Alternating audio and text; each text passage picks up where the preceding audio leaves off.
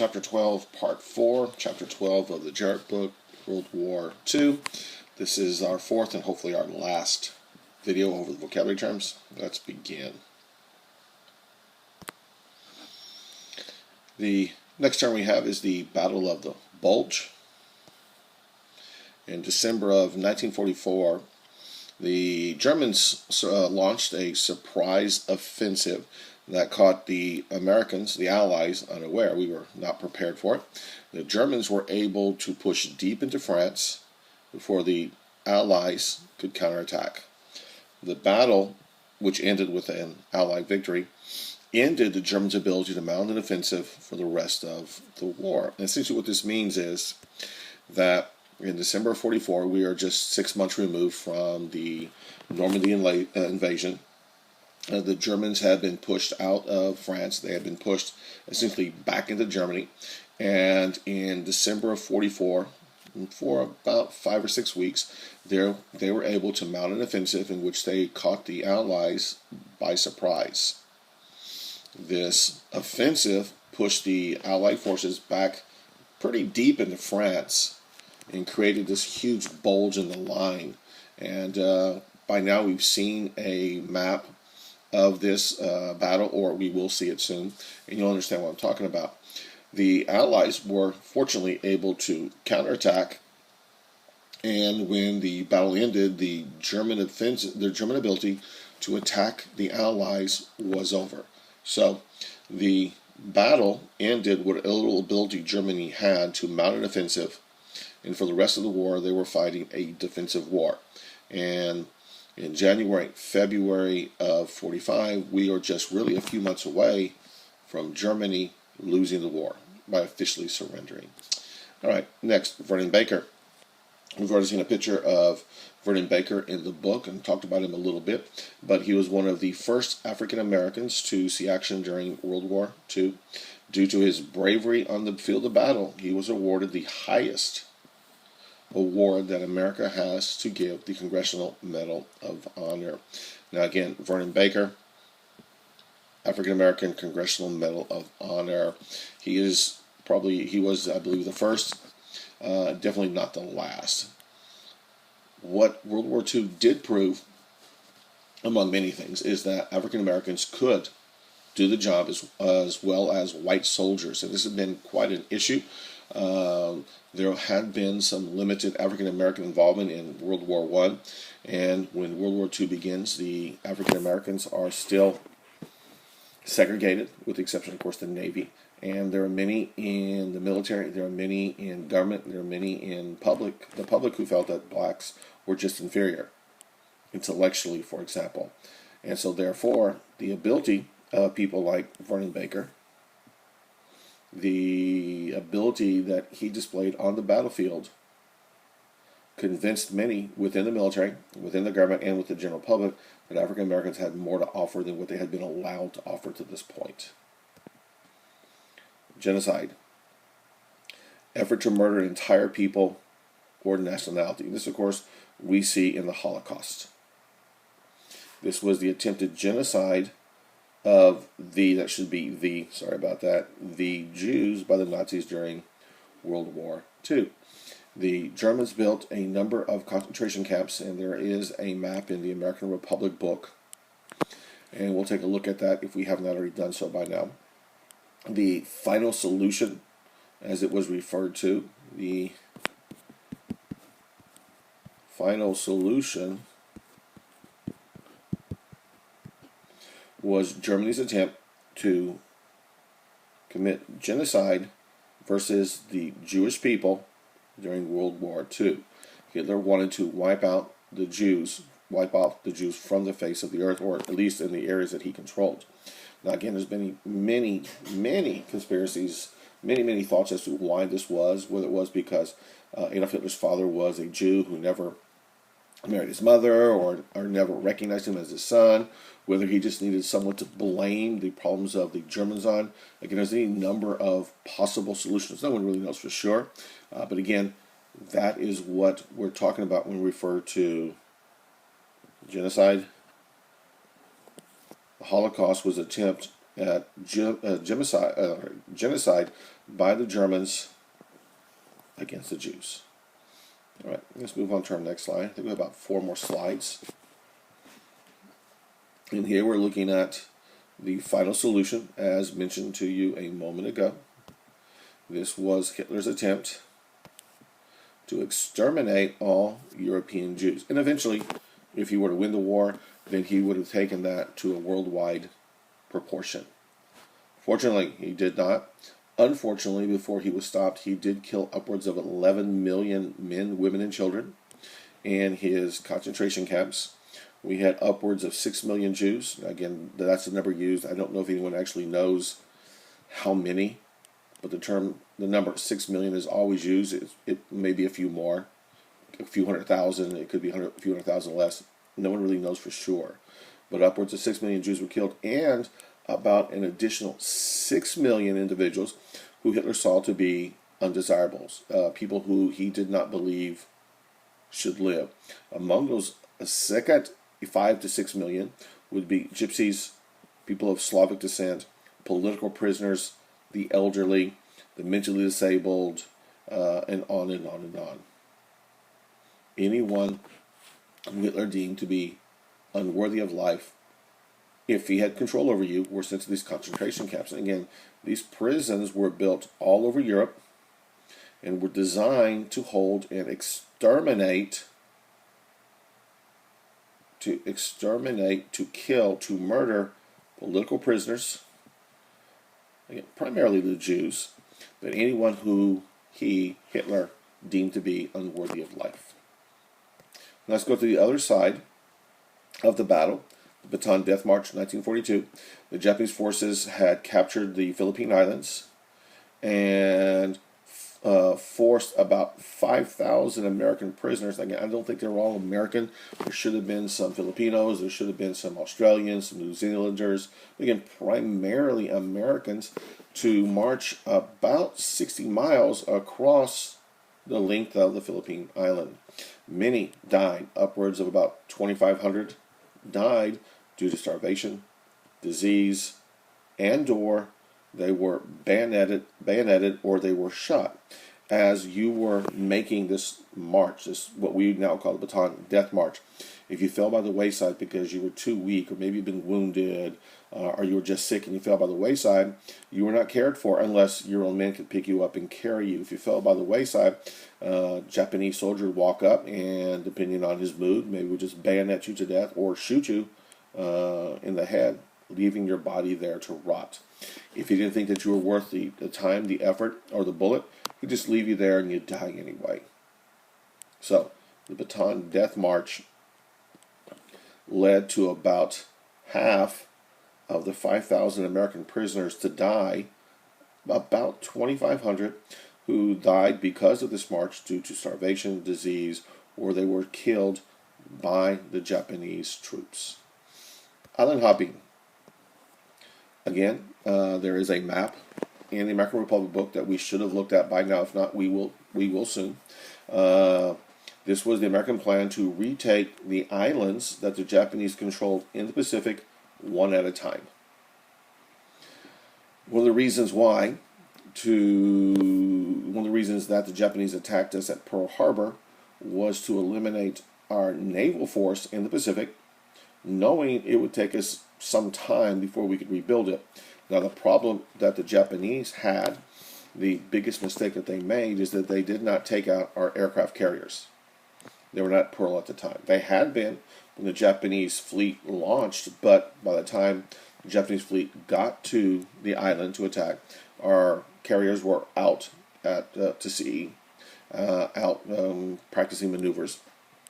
And so, because the Japanese failed to take out our carriers, we now could go on the offensive and attempt to take out the Japanese-controlled islands one at a time. And when we look at the map, you'll get a better understanding of this. But we went from one island to another. We go to one island, we would surround it with our fleet, we would bombard it. If we had the capability, we would fly our planes over it, drop bombs on it. We would then land troops, Marines more likely than not, and they would literally fight for every inch of the island. Iwo Jima, for example, one of the island battles we will discuss, there were upwards of 22,000 Japanese forces on the island of Iwo Jima when we started the battle. Less than 2,000 walked off the island. The rest of them either died at the hand of the American troops or committed suicide so they would not be taken captive. Let's move on to our next slide. The Navajo Code Talkers. The Navajo Indian language is an extremely complicated one. Again, it was quite complex. By the way, the Navajo language is unwritten, and really, unless you start at birth, it's almost impossible to understand. And so, because of the complexity of the language, the United States government recruited Navajo speakers to use as what they refer to as code talkers. They would then transmit messages by telephone or radio from one Navajo language speaker to another, and they would be able to discuss deployment of troops, the movement of troops, bombardment of Japanese-held positions, whatever the case may be. And the key point about this is that the Japanese never broke the code. Again, Navajo code talkers, and there was a movie made about 10 years ago with Nicolas Cage called The Wind Talkers that goes into this, because the Navajo language was unwritten and extremely complicated. We were able to use the code talkers to transmit messages in the open. The Japanese were never able to break the code, so therefore they never knew what was being said. Battle of Midway. This is the turning point in the war in the Pacific, and ironically, it's only about 6 months or so after Pearl Harbor. So, the Japanese fleet attempted to take Midway Island, and it gets its name because it's about midway across the Pacific. It's about midway between the United States and Asia. If the Japanese fleet could have taken the Midway Island, and if they could have held on to it and reinforced it, put troops and long-range bombers on it, and put ships there, then that possession of Midway would have given the Japanese access to Hawaii or possibly even the American West Coast. If the Japanese could have put long-range land-based bombers off Midway, then they would have controlled upwards of 1,000 miles north, south, east, and west of Midway. Probably could have even bombed the West Coast. Now, to win Midway, there was a fierce Navy battle that took place over the course of a number of hours. The American Navy sunk all 4 of the Japanese aircraft carriers that were at this battle, and only losing 1. We got lucky. We had been able to break some of the Japanese code. We had a general idea that, well, we knew that the Japanese were going to attack, but a general idea would be one of several places, Midway being one. And Chester Nimitz, who commanded the forces at Battle of Midway, positioned his fleet to the northeast of Midway. So if they attacked in Midway, he would be in good position. If the Japanese turned and attacked Hawaii, which was a distinct possibility, he could sprint toward Hawaii, launch his planes, and then defend Hawaii. Or if the Japanese attacked the West Coast, which again was a possibility, he was positioned to defend the western coast of the United States. We were able to sink all 4 Japanese aircraft carriers, only losing 1 because we got lucky. We sent out our planes looking for the Japanese fleet. They sent out their planes looking for us. We found them first, and we sunk them. A lot of good movies out there about this. Essentially, when the Japanese attacked, we were able to counterattack, and when the Japanese were somewhat confused, because they didn't know where all the planes were coming from. They didn't know if they're coming from Midway, from carriers. They sent out their biplanes looking for our carriers. By the time they found them, we'd pretty much already wiped out their carriers. Again, a huge battle, a turning point in the war in the Pacific. Since we sank 4 of the Japanese aircraft carriers, they no longer could conduct offensive moves. They essentially now were fighting a defensive war, which then allowed us to do what? go island hopping. We could now take the war to them, and all they could really do was sit back and defend the positions that they had.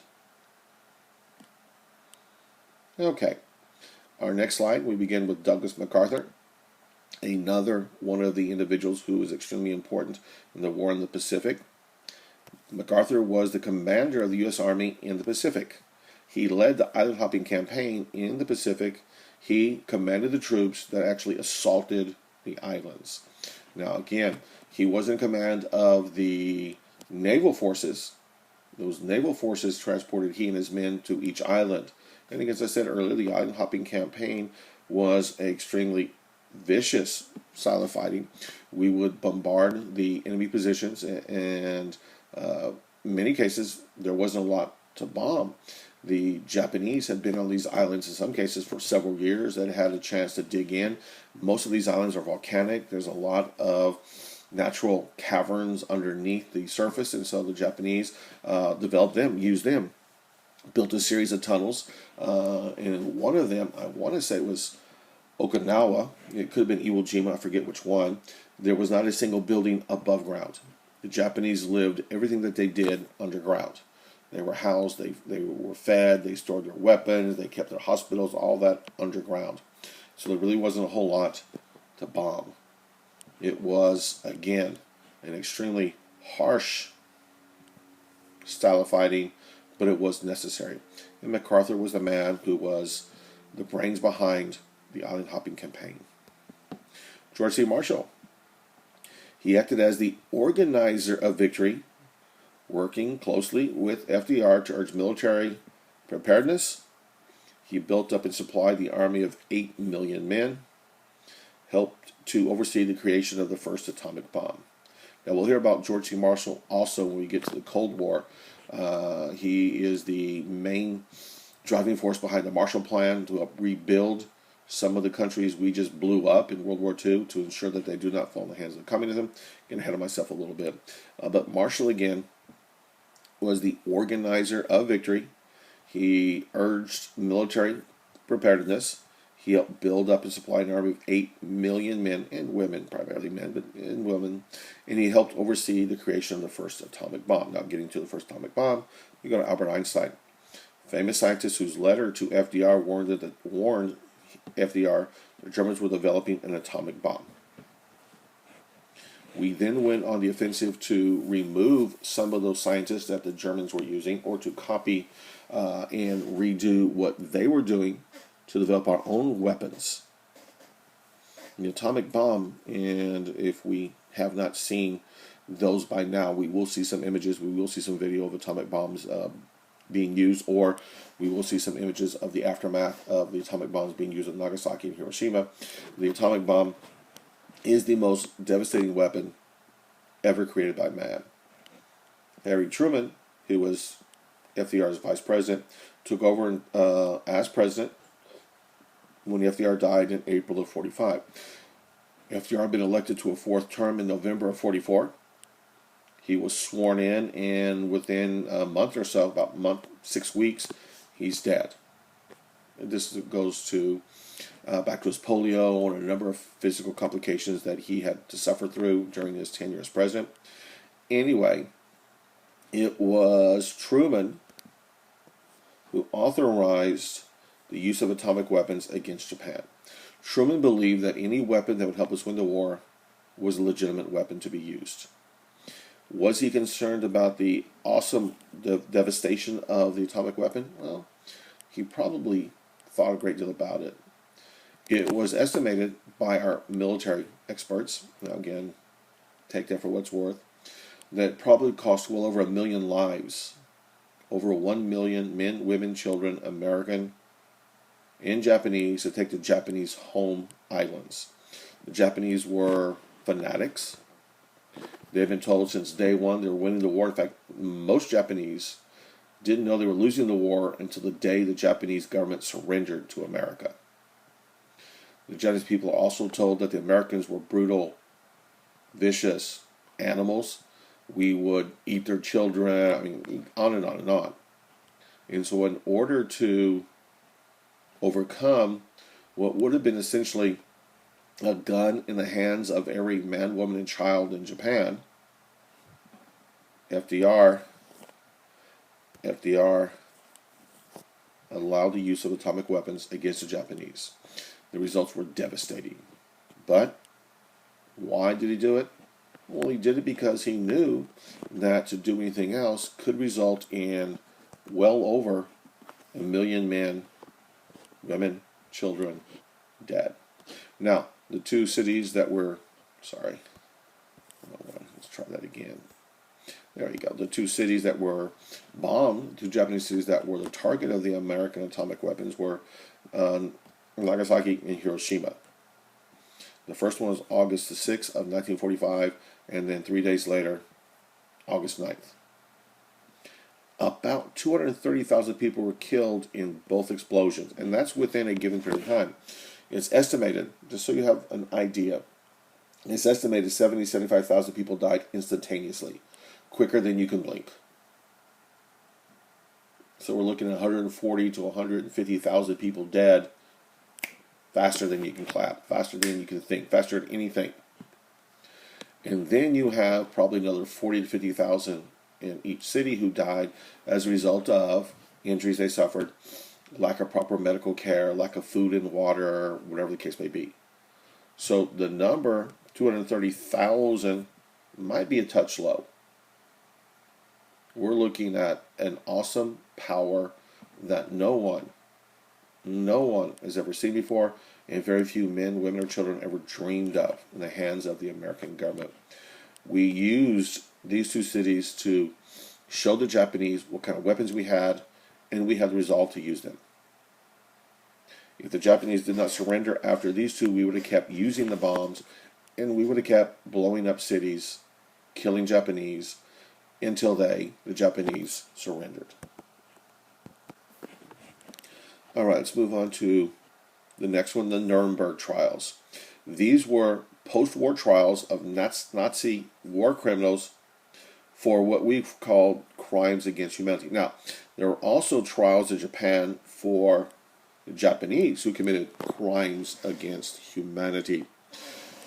Of all of the Germans who were tried at Nuremberg, I believe all of them but one was found guilty. Most of them were hanged. A few of them were given life sentences. But what we did was to take the Nazis and hold them responsible for war crimes like working at a concentration camp, and the defense of, I just did what my commanding officer told me. That didn't work. Just doing what your boss tells you, just doing what your commanding officer tells you, wasn't a defense that worked for these men. Okay. Again, we'll get to this a little bit more depth and detail by the time we see this, or shortly after we've seen it.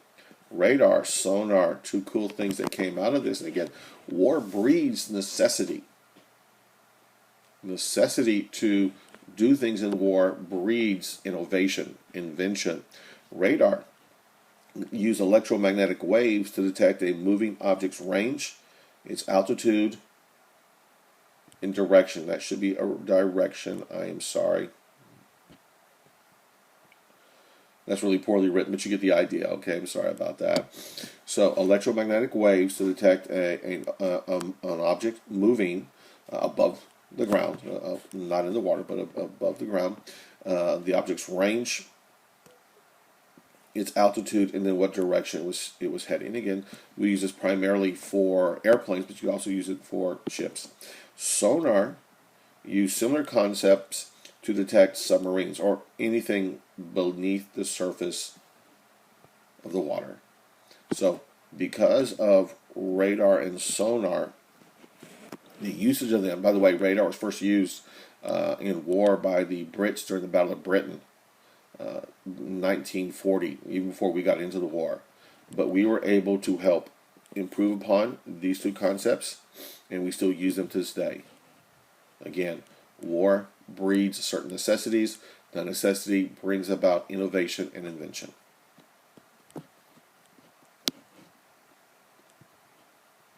And we got three more, and we'll be done. Let's get these done quickly because we're already about 25 minutes into this, and I don't want to keep it much longer, make it much longer. Cryptic code breaking, using machines and complex mathematics to break enemy codes. So, using mathematical formulas, we are able to break enemy codes. We could decipher them, and so essentially we could read their mail.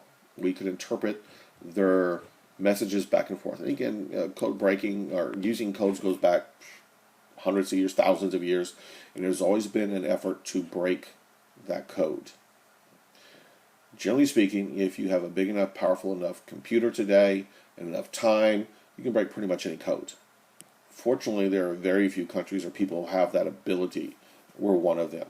So again, code breaking allowed us a leg up on the Japanese and Germans. We essentially could read their mail, which again helped us. We go back to the Battle of Midway.